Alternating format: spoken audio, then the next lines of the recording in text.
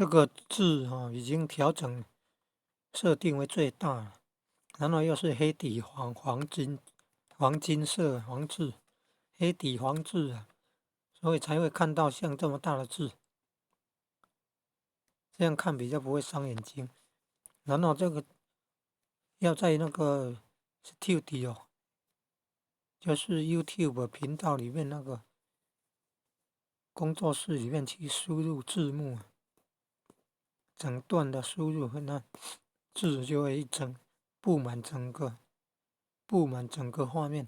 现在把它记住大概几个字就布满整个画面。以后就用这么多的字数填上去，这样才不会有的看不到就被遮盖住了，在下面没有显示了。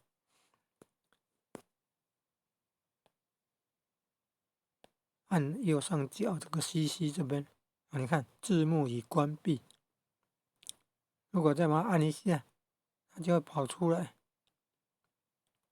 就说如果都被字盖住了，没有办法看到那个原来影片的图的话，就把那个 CC 字幕给关闭。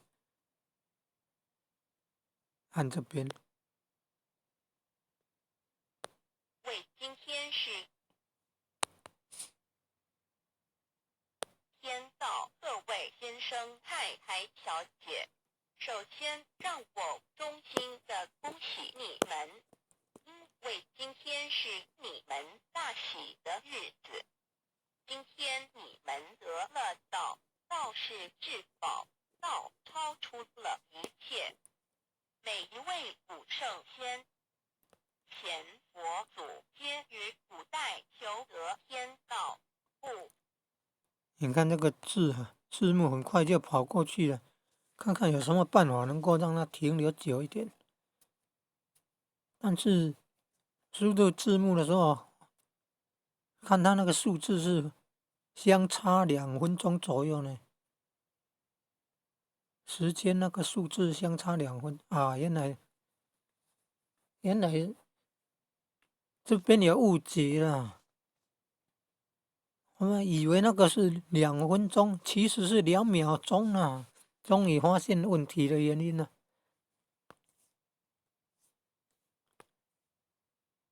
你以为那个是前一段字幕跟后一段字幕之间差了2分钟，其实是2秒钟啊！原来是它的数字秒下面还有微秒。